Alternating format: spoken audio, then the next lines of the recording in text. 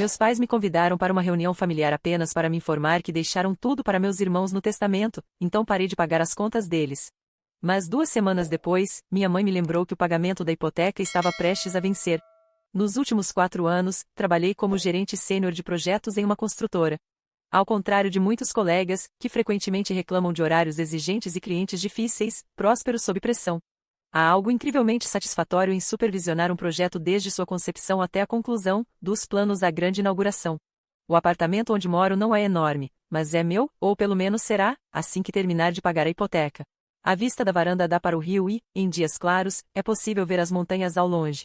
Naquela sexta-feira à noite, aproveitava um raro momento de tranquilidade com uma taça de vinho quando o telefone vibrou. O nome da minha mãe apareceu na tela. Oi, mãe, disse, equilibrando o telefone entre o ombro e o ouvido enquanto me servia outra taça. Querida. A voz tinha aquele tom exageradamente animado que geralmente significava que queria algo. Seu pai e eu estamos organizando uma reunião familiar no próximo sábado. Todos estarão lá, e precisamos que venha. Também vou fazer sua lasanha favorita, aquela de 3 queijos com molho caseiro. A lasanha dela era famosa na família, e ela sabia que era minha fraqueza. Não pude evitar sorrir. Estarei lá. Depois de desligar, voltei para a varanda. Já fazia meses desde a última vez que os vi. Entre semanas de trabalho de 60 horas e a agenda de aposentadoria deles, cheia de golfe e teatro comunitário, nossas vidas raramente coincidiam, exceto em feriados importantes.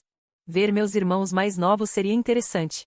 Com uma diferença de 12 anos entre nós, enquanto eu já trabalhava e pagava a faculdade, eles ainda estavam no ensino fundamental, recebendo toda a atenção e os gadgets mais modernos. A abordagem dos nossos pais na criação mudou drasticamente.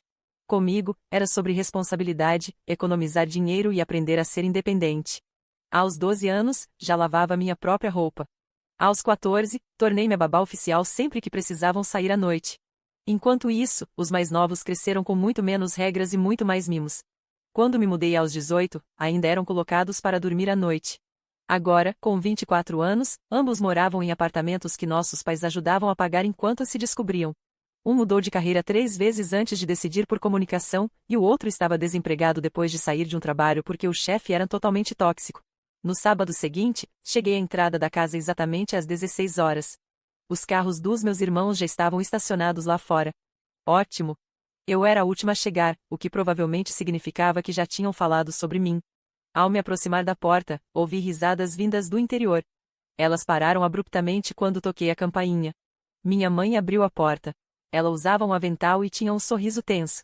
Entre. Me deu um abraço rápido, e senti o cheiro de alho misturado ao perfume dela. Os dois estavam sentados juntos no sofá, inclinados um para o outro com um ar conspirador.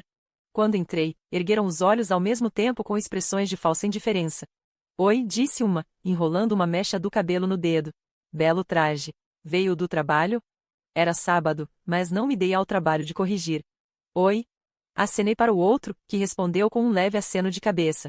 Fui até a sala de jantar, onde minha mãe colocava a louça chique, aquela que só usávamos no dia de ação de graças e no Natal. Uau, tirando o melhor jogo de louça, comentei. Isso deve ser importante. Meus pais trocaram um olhar rápido que me deixou nervosa. Antes que eu pudesse perguntar o que estava acontecendo, os outros entraram e se sentaram nos lugares de sempre, de frente para mim. Durante o jantar, a conversa se manteve superficial. Minha mãe falou sobre o clube de jardinagem, meu pai mencionou um novo campo de golfe que estava considerando, e os dois mais novos fofocaram sobre pessoas que eu não conhecia do círculo de amigos deles. Ninguém perguntou sobre o meu trabalho ou minha vida pessoal, o que não era incomum, mas ainda assim me incomodou. A lasanha estava deliciosa, como sempre, mas não conseguia aproveitá-la completamente por causa da tensão no ar. As mãos da minha mãe tremiam levemente enquanto servia a sobremesa. Tiramisu caseiro, outro dos meus favoritos. Certo, disse finalmente, largando o garfo. O que está acontecendo? Todo mundo está agindo estranho e mamãe fez 2 dos meus pratos preferidos. Me digam logo do que se trata isso. Meus pais trocaram outro olhar desconfortável antes que meu pai limpasse a garganta. Estamos envelhecendo e temos pensado no futuro, começou ele. Minha mãe acrescentou. Finalizamos nosso testamento e queríamos falar com você pessoalmente. Certo, disse com cautela. Decidimos, continuou meu pai, que a casa e o chalé no lago ficarão para os seus irmãos. O silêncio tomou conta da sala. Olhei para ele, esperando mais alguma explicação. Mas ele apenas me observou, como se esperasse minha reação. Só para confirmar, perguntei finalmente. Isso é tudo? Minha mãe adotou um tom defensivo. Você tem que entender, querida, você está muito bem financeiramente, e eles ainda estão buscando estabilidade. Eles precisam de mais segurança do que você. Olhei para os dois. Ambos tentavam, sem sucesso, esconder os sorrisos de satisfação. Só para deixar claro, disse um deles, inclinando-se para a frente, queríamos que você soubesse diretamente para não haver confusão depois. Tudo é nosso. Fiquei ali, em silêncio, olhando para cada um deles. Meu pai, esperando que eu aceitasse aquilo sem questionar. Minha mãe, inquieta, tentando justificar o injustificável. E os dois do outro lado da mesa, satisfeitos, mal escondendo os sorrisos de triunfo.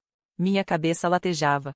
Deixe eu ver se entendi bem, falei, cruzando os braços. A casa e o chalé no lago vão para eles.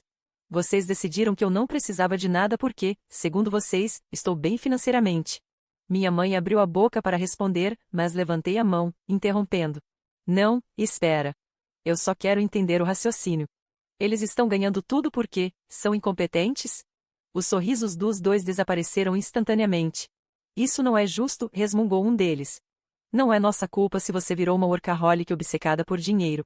A audácia. Obcecada por dinheiro? Ri, sem humor, você sabe o que significa pagar contas? Trabalhar para conseguir um salário que sustente um teto sobre sua cabeça? Porque eu saí de casa aos 18 anos e não tive essa mordomia que vocês têm. Desde então, eu me virei.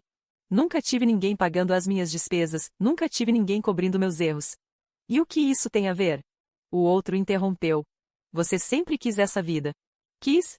Repeti, sentindo meu sangue ferver. Ah, então eu quis trabalhar desde cedo enquanto vocês brincavam de encontrar um propósito? Eu quis virar adulta enquanto vocês ainda tinham a vida toda bancada? Vocês precisam entender, querida, minha mãe tentou intervir. Eles ainda precisam de estabilidade. Dei uma risada sarcástica. Estabilidade? Eles nunca buscaram nada na vida. Eles ficaram quietos. Eu saí de casa sem nada, enquanto vocês davam tudo para eles. Eu fui babá, garçonete, estagiária, qualquer coisa que ajudasse a pagar minhas contas. Fiz faculdade enquanto trabalhava. Construí tudo o que tenho com esforço. Agora, vocês querem me dizer que eles precisam de mais estabilidade? O que eles fizeram até agora para merecer isso? Os dois me olharam como se eu fosse a vilã da história. Você sempre foi muito independente, nunca precisou da gente, minha mãe murmurou. Minha paciência estava no limite. E vocês incentivaram isso? Porque enquanto eu estava ocupada aprendendo a ser responsável, eles estavam aprendendo a, o quê? Pedir dinheiro? Reclamar do chefe? Trocar de carreira 3 vezes? Achar que são especiais demais para trabalhar num café? Eu já falei que aquele lugar era tóxico. O mais novo retrucou, ofendido. Ah, claro. Porque é muito mais fácil culpar os outros do que admitir que você simplesmente não aguenta uma rotina. Eles se entreolharam, e meu pai pigarreou. Isso não é uma discussão. A decisão está tomada. Olhei para ele. Vocês precisam de um testamento por acaso? Vocês ainda estão vivos. Isso significa que vão continuar pagando as despesas desses dois até quando? Minha mãe evitou meu olhar. Meu pai manteve a expressão firme. Eles vão precisar de suporte até conseguirem se estabelecer. Se estabelecer em quê? Você está exagerando? O outro revirou os olhos. Meu sangue ferveu ainda mais. Exagerando? Vamos recapitular. Vocês passaram a vida inteira me ensinando que eu tinha que trabalhar duro para conseguir algo. Me jogaram no mundo enquanto os dois ainda tinham tudo de mão beijada. E agora que vocês decidiram dividir os bens, sou eu que fico de fora porque me virei sozinha? Ninguém respondeu. Quer saber? Beleza. Vocês têm todo o direito de decidir quem herda o quê. Mas saibam de uma coisa, a partir de agora, eu também tomo minhas próprias decisões. O que isso quer dizer? Minha mãe perguntou, desconfiada. Significa que, se vocês acham que eu não preciso de nada, então também não precisam de nada de mim. A confusão foi instantânea. Do que você está falando? Um dos dois perguntou, franzindo a testa. Das contas. Da ajuda que eu dou. Do dinheiro que sai do meu bolso para manter essa casa funcionando. Minha mãe arregalou os olhos.